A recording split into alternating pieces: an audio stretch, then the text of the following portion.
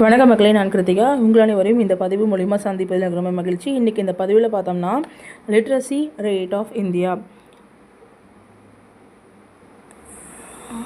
கல்வி அறிவு விகிதம் இன் இந்தியா, அதை பற்றி சொல்லலாம், அதை பற்றி பேசலாம். அது என்ன ஆக்சுவலி என்னென்னா கல்வி அறிவு விகிதம் அப்படின்னா என்ன நம்ம தெரிஞ்சுக்கணும்ல. லிட்ரஸி ரேட்னால் நம்ம இந்தியாவுக்குள்ளே நிறைய பாப்புலேஷன்ஸ் இருக்குது. So overall most population.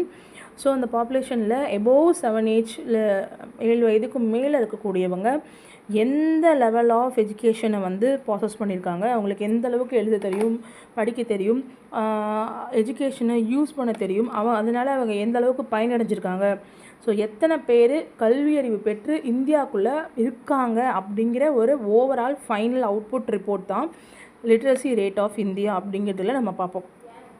இதுதான் நம்ம சொல்லுவோம். ஸோ ஆக்சுவலி பார்த்தோன்னா இப்போ எக்ஸாம்பிளுக்கு ஒரு ஃபேமிலி இருக்குது. ஒரு ஃபேமிலியில் போய்ட்டு ஒரு 5 மெம்பர்ஸ் ஒரு 6 மெம்பர்ஸ் இருக்காங்கன்னா, ஸோ அதில் யார் யாருக்கெல்லாம் எழுத படிக்க தெரியும் அப்படின்னு ஒரு ரிப்போர்ட் எடுத்தோம்னா சொல்லுவாங்க, வீட்டு தலைவனோ தலைவியோ அதில் ஒருத்தருக்கு மட்டும் தான் நல்லா எழுத தெரியும், படிக்க தெரியும், அவங்க தான் வேலைக்கு போகிறாங்க, அவங்க தான் சம்பாரிச்சு தராங்க அப்படின்னு சொல்லுவோம்.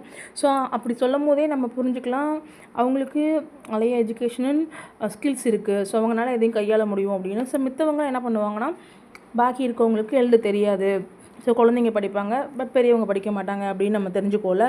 ஸோ அதே மாதிரி தான் இந்தியாவுக்குள்ளே பொதுமக்களோட மக்கள் தொகை அதிகமாக இருக்குது. Overall all states and including corner to corner, north to west and east to south, east to west and north to south அப்படின்னு corner to corner, even village, சின்ன குக்கிராமம் சொல்லுவாங்களே, அந்த இடத்துல கூட விடாமல் ஆல் ஓவராக ஒரு கணக்கெடுப்பாங்க. ஸோ அந்த கணக்கெடுப்பில் எந்த அளவுக்கு மக்கள் கல்வி அறிவு பெற்றிருக்கிறாங்க அப்படிங்கிறத நோட் பண்ணி டிஸ்டிலேஷன் மெத்தட் ப்ராசஸால் அவங்க ஆவரேஜ் ரிசல்ட் கொடுக்கும்போது அதில் நம்மளுக்கு தெரிய வரும். ஸோ இவ்வளோ லெவல் ஆஃப் எஜுகேஷன் இவங்க கேதர் பண்ணியிருக்காங்க. ஸோ இவ்வளோ பேர் நல்லா படிப்பாங்க, இவ்வளோ பேருக்கு எழுத படிக்க வாசிக்க தெரியும் வரும் அப்படிங்கிறது. ஸோ இதுதான் நம்ம கல்வி அறிவுன்னு சொல்லுவோம். ஸோ அந்த வகையில் இந்தியாவில் பார்த்தோம்னா 2011ஆம் ஆண்டு தான் ஃபைனலாக எடுக்கப்பட்ட லிட்ரஸி ரேட்டோட சென்சஸ். அதன் அடிப்படையில் நம்ம இந்தியாவில் ஓவராலாக எவ்வளோ லிட்ரஸி ரேட் இருக்குன்னா 74.04% அவுட் ஆஃப் 100%. இதில் ஆண்கள் எத்தனை பேர்னா 82.14%, பெண்கள் எத்தனை பேர்னா பெண்கள் எத்தனை பேர்னு பார்த்தோம்னா 65.46%.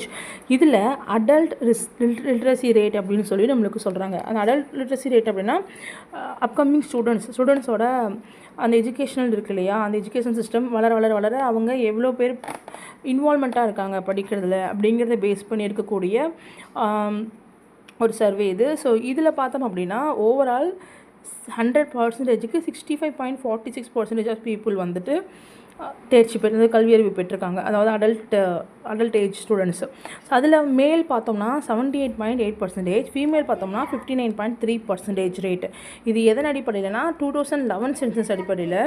அதே மாதிரி நம்ம தமிழ்நாட்டிலையும் நம்ம தெரிஞ்சுக்குவோம். இதோட முக்கிய விஷயம் என்னென்னா, இந்தியாவிலேயே கல்வியறிவு விகிதத்தில் நம்பர் 1 பிளேஸில் இருக்கிற ஸ்டேட் என்னென்னா கேரளா தான்.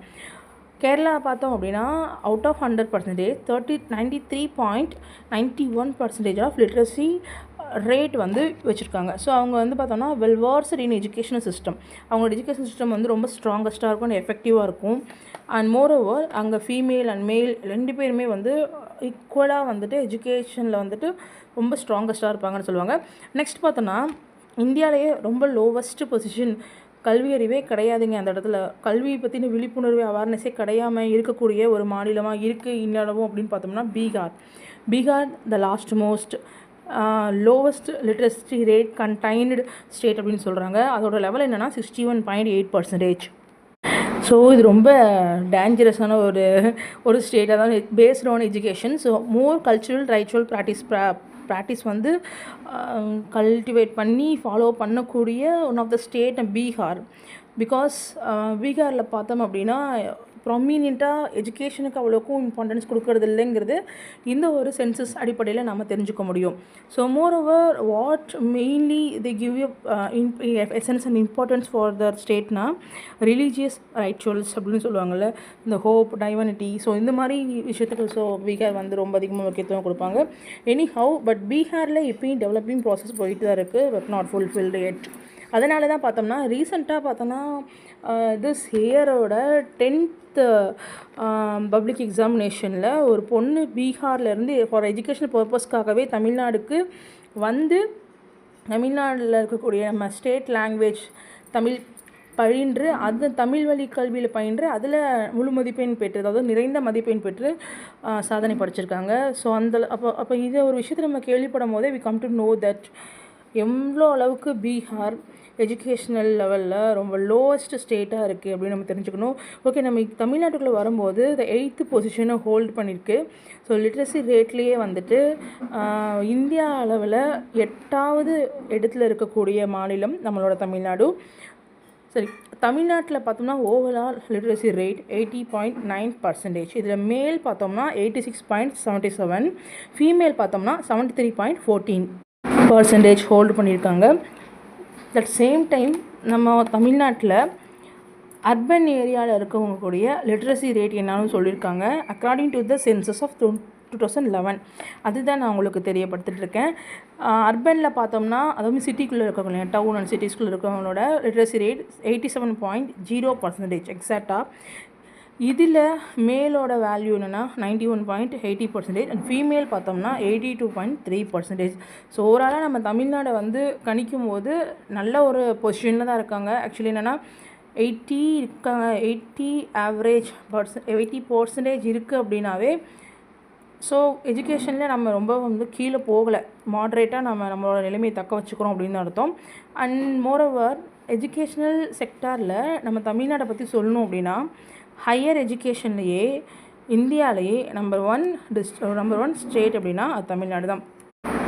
என்ன தான் லிட்ரஸி ரேட் அப்புறம் ஹையர் எஜுகேஷன் லெவலில் தமிழ்நாடு மாட்ரேட்டாக இருந்தாலும் பெட்டராக நல்ல ஒரு வளர்ச்சி கண்டிருந்தாலும் பட் எம்ப்ளாய்மெண்ட் வைஸ் ரொம்ப டிகிரேடில் இருக்கிறது வந்து பார்த்தோம்னா தமிழ்நாடு சொல்லலாம். ஸோ ஆல்ஓவராக ஒரு சர்வே எடுக்கும்போது there is a major cause in Indian country subcontinent அப்படின்னா எம்ப்ளாய்மெண்ட் இஷ்யூ அப்படிங்கிறது இந்த ஃபயர் பிளேஸ் மாதிரி என்றைக்குமே இருந்துக்கிட்டே இருக்குது. ஸோ அந்த வகையில் இது தமிழ்நாடு மட்டும் விட்டு வைக்குமானா? ஸோ நம்மளோட ஸ்டேட்லேயும் வந்து இந்த எம்ப்ளாய்மெண்ட் இஷ்யூ ரிலேட்டடாக நிறையா சர்ச்சைகள் வந்து நிகழ்ந்திருக்கு. எனிஹவ் இந்த பதிவில் வந்து உங்களுக்கு எனக்கு தெரிஞ்ச லிட்ரஸி ரேட் அப்படிங்கிற ஒரு சின்ன ஒரு விஷயம் ரிலேட்டட் டு எக்கனாமி, ஸோ அதை உங்கள்கிட்ட ஷேர் பண்ணது எனக்கு ரொம்ப சந்தோஷம். கண்டிப்பாக பேசிக்காக தெரியாதவங்களுக்கு ஃபண்டமெண்டல்ஸாக இது உங்களுக்கு ஹெல்ப்ஃபுல்லாக இருக்கும் தெரிஞ்சுக்கிறதுக்காக ஒரு ஐடியா ஓப்பனிங் வீடியோவாக இந்த இருந்திருக்கும் நான் நம்புகிறேன். ஸோ அடுத்த பதிவில் இது போல் நல்ல ஒரு இன்ஃபர்மேஷனோடு சந்திக்கிறேன். அதுவரையிலும் it's bye from Krithika. Take care. Thank you so much.